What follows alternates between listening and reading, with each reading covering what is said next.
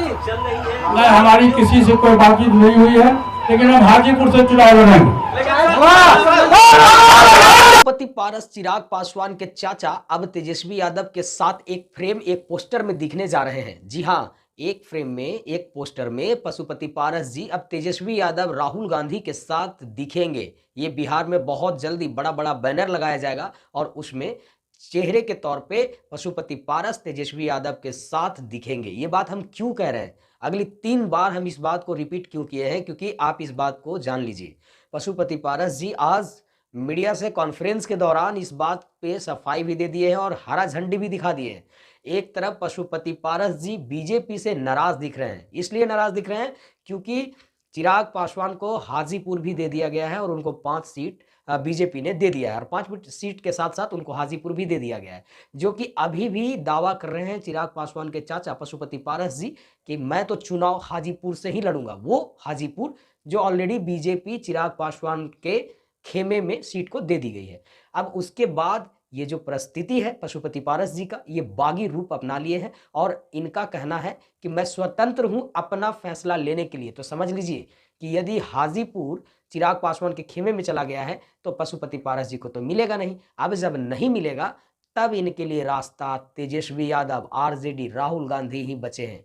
जी हाँ, पूरी बात जब वीडियो के अंत तक बन के देखेंगे तब आपको भी विश्वास हो जाएगा कि पशुपति पारस जी 1 से 2 दिन के अंदर बीजेपी से अपना अलायंस तोड़ के आरजेडी में शामिल हो जाएंगे और बिहार में चिराग पासवान का पुरजोर विरोध करते हुए 2024 के लोकसभा चुनाव में उनके चाचा को आप देखेंगे।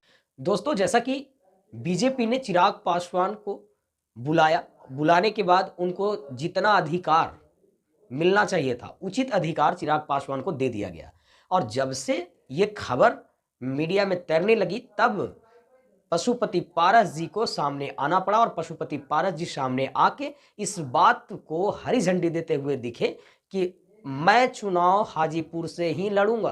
पीछे तालियों का गड़गड़ाहट इस बात का आगाज कर रहा था कि पशुपति पारस जी हाजीपुर पे बयान नहीं बल्कि बीजेपी को एक और इशारा कर रहे हैं कि अब मैं यदि हाजीपुर और 3 जो हमारे सांसद अभी हमारे खेमे में हैं उनको सीट नहीं मिला तो मैं किसी भी फैसला को लेने के लिए स्वतंत्र हूं।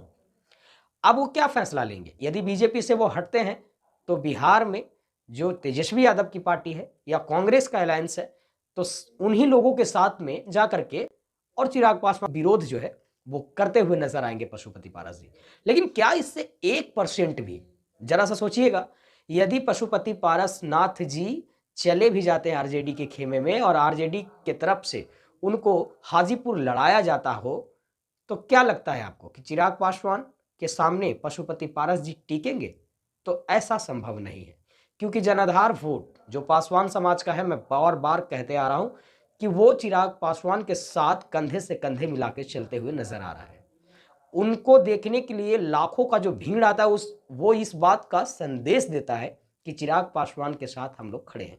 लेकिन वही हाजीपुर जहां से कई बार पशुपति पारस जी को धमकी मिला है, कई स्याही फेंक करके उनका विरोध किया गया, उसके बाद भी हाजीपुर वो लड़ने का जिद कर रहे हैं, तो यानी कि पशुपति पारस जी अब बीजेपी को छोड़ के और भतीजा को प्रस्त करने के लिए तेजस्वी यादव के साथ हाथ मिलाएंगे। बहरहाल जब वो हाथ मिलाएंगे तो कितना प्रभाव पड़ेगा ये कमेंट सेक्शन में आप लोग बताइएगा जनता जनार्दन। बाकी आप देख रहे थे A to Z मंच, मैं था आपका दोस्त मनीष कुमार। चैनल में पहली बार आए तो सब्सक्राइब जरूर कीजिए।